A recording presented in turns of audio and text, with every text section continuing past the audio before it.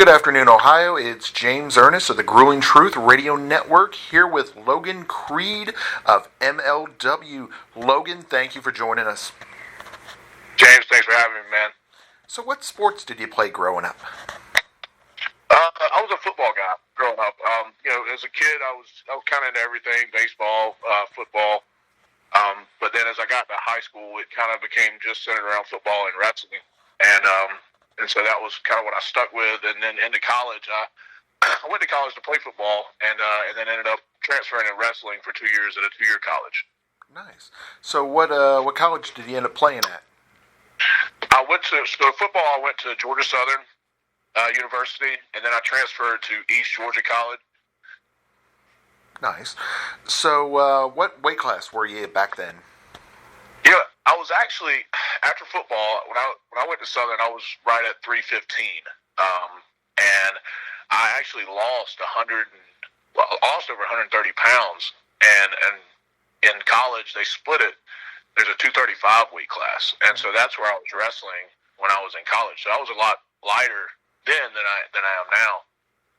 Oh, dang. But, I mean, to drop that much weight, wow, that's phenomenal. Yeah, no, it was, and it was just one of those things. After football, I kind of put some weight on, and I really wasn't in the gym, and so I just kind of got inspired to go on a weight loss journey, so to speak, and didn't really know that wrestling was around the corner when I transferred.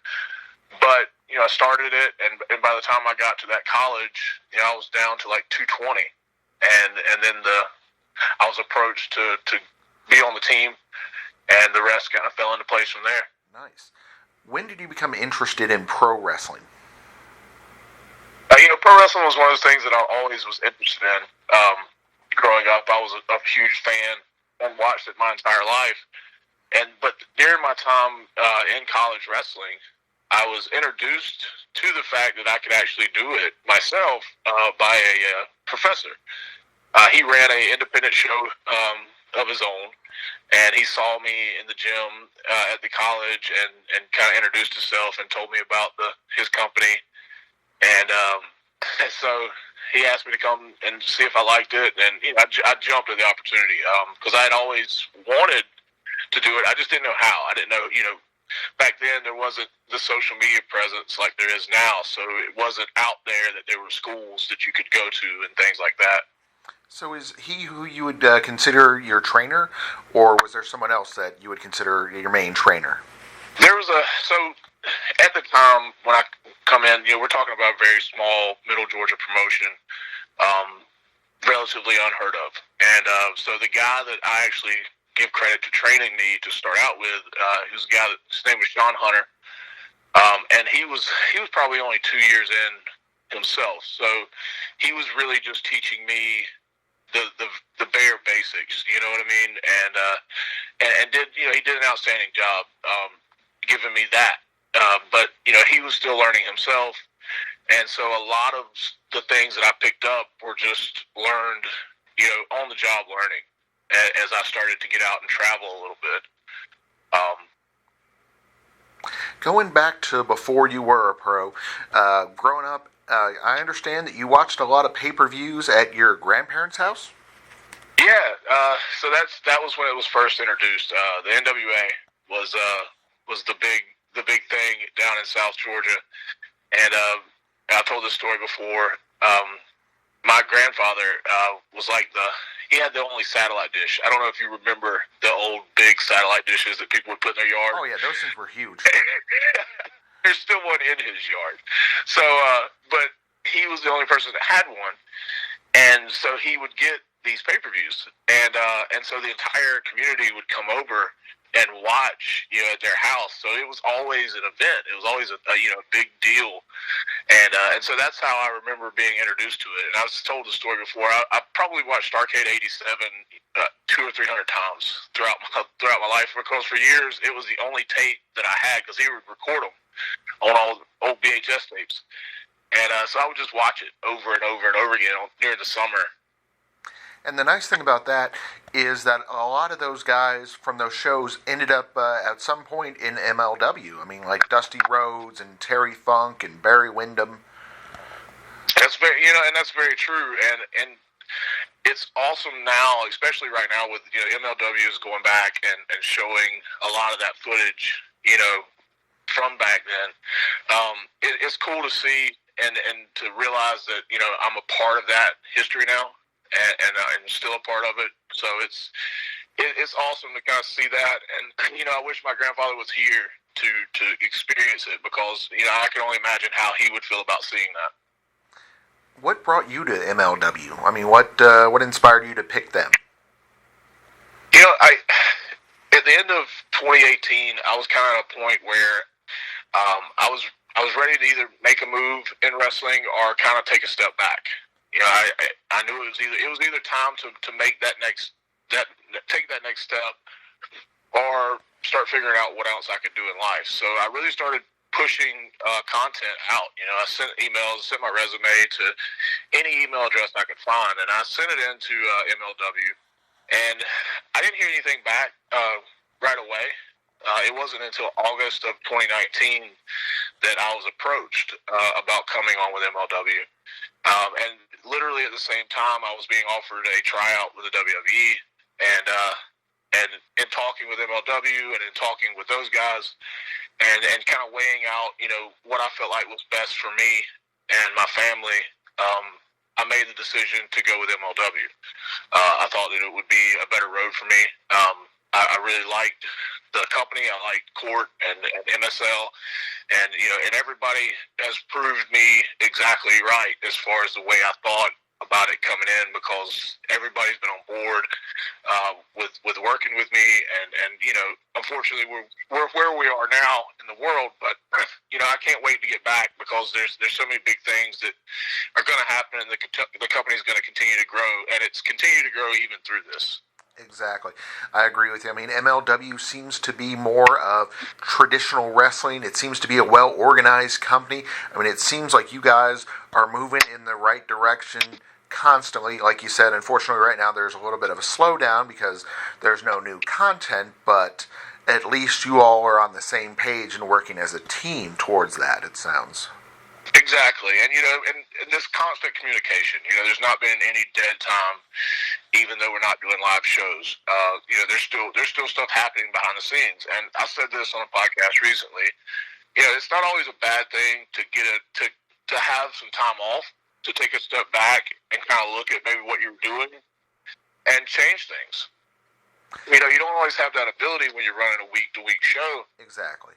You get caught up in what's going on, and you just it'll go on forever, and you don't really realize that, man, maybe we should have stopped that a year ago, you know what I mean, and done something different, because it's there and it's got to happen. So there's time off's never a bad thing, as long as you're working towards the comeback. Exactly, and it gives you hindsight to be able to see and be able to change things that aren't working, but to continue focusing on the things that are working. So, right. Speaking of things that are working quite well, your name and your gimmick, your angle, it seems to be going over phenomenal. Your name, of course, I'm guessing, is inspired by Marvel. It is. Yeah, no, it's. I was a huge comic book guy growing up, and that's I chose that name. I chose the name Logan Creed because of that, and I've taken it and made it my own now, and I think that's what I want people to see me when they hear it, and not necessarily go straight to that. And for years, nobody really picked up on it until I started selling. So that was fun too, to know that nobody really got it until I started putting it out there, and it was like, oh, okay, I see that. And so then it was a nod to something from my own life, from my personal life that I enjoy. So are they brothers? Are they father and son, or are they cousins? I've heard all brothers. Three. Well, it depends. Man, that's an argument for another day, because it depends on who you talk to. If you go by the movie, they were brothers. In the comics, I know there's been speculation on a couple of different theories when it comes to that. But my biggest reason for picking the two was that that was like my favorite villain versus hero, and that battle that they always had, Wolverine and Sabretooth. So that was why I really chose the two names, because it was the hero and the villain together. Exactly, and it sounds like your character is a little bit of both. It sounds like you're able to do a wide variety with that character. So tell us about the face paint, the makeup, not the makeup, but the face paint and the markings. No, it's so obviously that's a throwback to the Road Warriors and Sting and guys like that who were people that I idolized growing up. But also, I'm the babyface, and most companies, I'm the babyface even on the independent scene. And one thing I always tell people is, at first glimpse, that my character, that he looks like the heel, but it's not. And we live in a day and age where the real monsters aren't the ones hiding under your bed. They're in plain sight. They're wearing suits and ties and standing up in front of us and talking. The heroes are the ones that are actually under your bed to protect you. And so that's kind of that's the way I imagine it. That's the way I see it. And because, like I said, the villains are the ones right in front of our faces now. And what is your style when it comes to in-ring performance? I don't really know.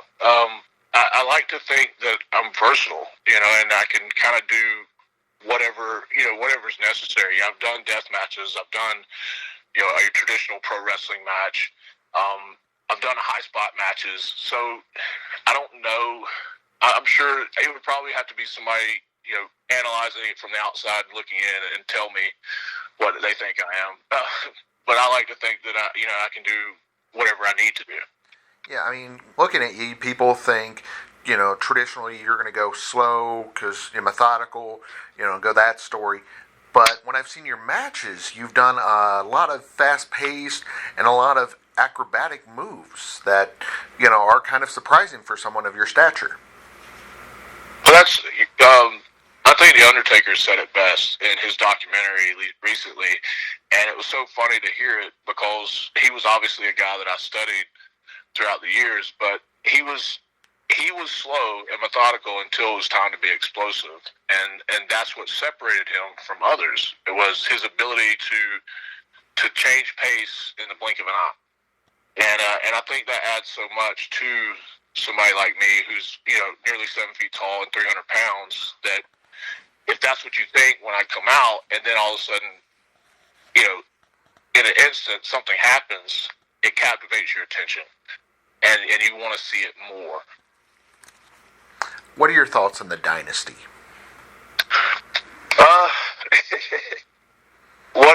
Listen. As far as a group goes, you see where they're at, and they kind of run the show at MLW. As far as what they do, and just like I was just talking about, the villains hide in plain sight, and they take advantage of the power they have. And but you know what? They made the mistake of bringing me in, and now I'm there, but I'm no longer with them. Yeah, tell us about that transition from Grogan to Logan Creed. It did, they brought me in, and I wasn't really doing anything but just kind of being their bag boy and running errands and doing whatever they needed me to do, but I wasn't really having matches. And, circumstances turned out the way they did, and I was able to break free and actually, get a contract on my own with MLW. And then that's when I was released as Logan Creed. Would you consider yourself the most dangerous fighter in MLW currently? I don't know if I would consider myself the most dangerous, but I'm definitely right there, step in step with the most dangerous guys on that roster. And you've got some of the best fighters in the world on that roster. Why is actually, I think you probably already answered my next question. Why is MLW the best company in the world? Like I've said this before, but, experience-wise, this is my first experience with a major company. So, I'm biased, of course. But, everything that was told and me coming in, they have lived up to it. The communication is there. There's no one that I can't talk to. There's no time that I can't connect with someone, and there's no one that's not talking to me about ideas and things that are happening. And so it's just, a team is what makes things work. And it takes a team to build a company in whatever you're doing in life. And if it's not, if everybody's not working together towards the same goal, then you're going to have problems. And I really think that MLW is one of those companies where you've got a lot of like-minded, hungry talent. And the talent is so deep in that roster. And they're all working towards the same goal. So basically, you're saying there's no elitism, there's no cliques, there's no hierarchies, none of that kind of stuff. It sounds like. No. It's very much a team effort, and you've got hungry guys, guys who have maybe been to some other places, and now they're there. Guys who have never been anywhere, like me, who come off the independent scene and now getting an opportunity, and they're hungry, man, and maybe even a little pissed off that maybe some of the bigger companies never gave them a look. And so when you get that and you get that like-mindedness, you're going to create something special. Switching topics completely to your movie career. And a lot of people have been, there's been a lot of buzz going on around the Dead by Midnight series. What's that all about? So I was approached about this at the same. Actually, I was filming. We had started filming this at the same time that I started talking with MLW, and it was it kind of just come out of nowhere. It's a studio out of Atlanta was doing it. They found a building in Atlanta. They wanted to shoot the movie that I was actually a part of was shot in a wrestling ring, and so that's how they found me. They saw me on the pictures on the wall from some of the posters, and inquired about who I was and if I would be interested. And I went up and talked to them, and everybody seemed happy and wanted me to do it. And so we did it.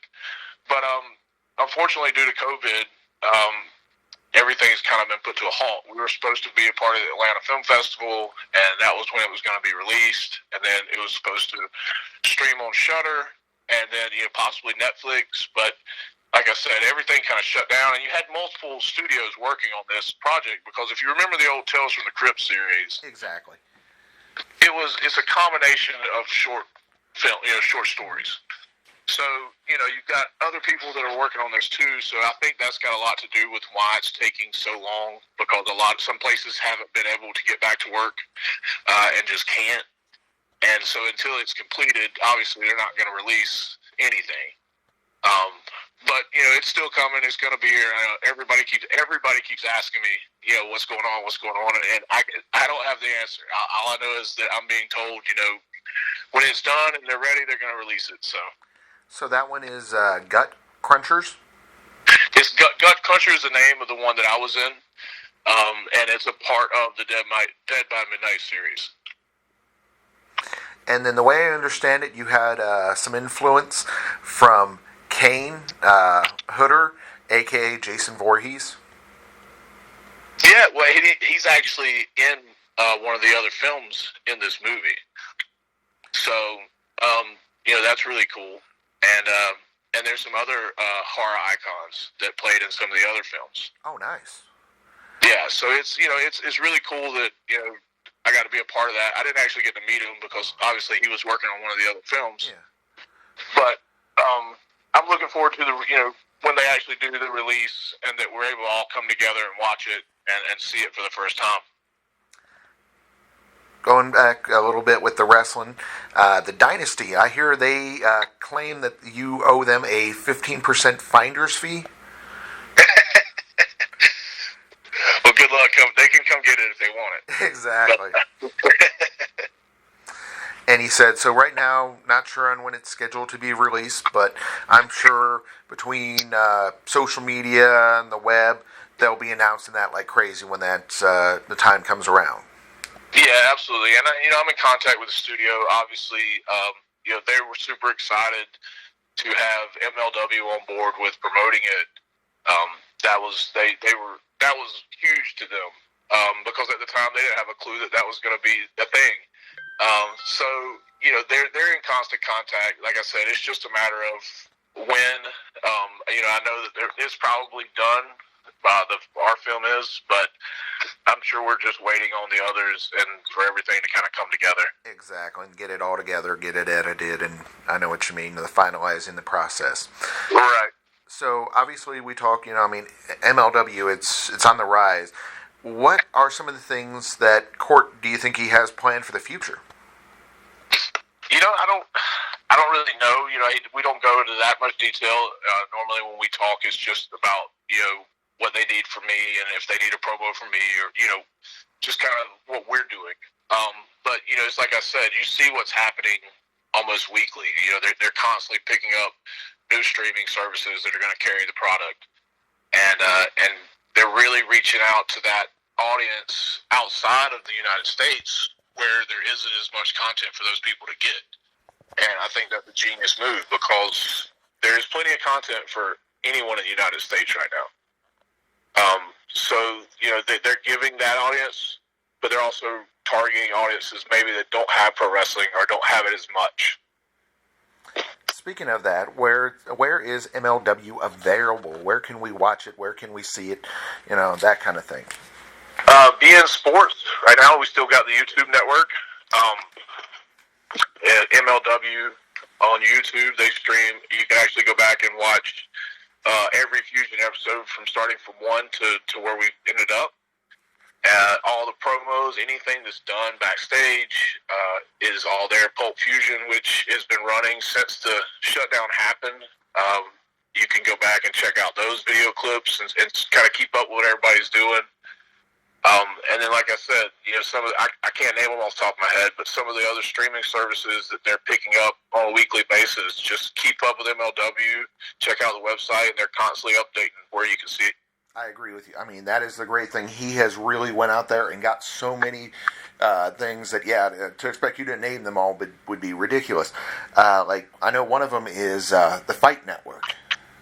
Right. That is phenomenal. And then the other one of the big ones of late, is that DAZN? That's DAZN, yeah. And I'm not even sure what it is exactly. Yeah, I know there's like a way people can sign up for that. I mean, there's all kinds of ways to see MLW, Major League Wrestling content, and it's only going to get better, it sounds like. Well, now, what about you? Where can people find out about you? On social media, on the web? What do you got? You can check me out at Twitter and Facebook at the Logan Creed. Also on Instagram. I do have a YouTube channel at the Logan Creed. You can check out some of my older matches. I try to put as much new content as I can. IWTV, Southern Honor Wrestling, and New South Wrestling. You can check me out there. And then also over at highspots.com at PWX Wrestling. You can check me out there. Any plans for any more movies or anything like that in the future? Yeah, I had actually before all this happened, I was scheduled to go up and meet with some agents out of Atlanta who wanted to meet me, but unfortunately that all kind of got put to the back burner because of what's going on. But it's still there, and it's still planned to happen. Once we're back to some type of normal life. Sounds great, Logan. It sounds like you've got a bright future inside and outside of the ring. We greatly enjoyed having you on the show today. I appreciate it, man. Thank you so much.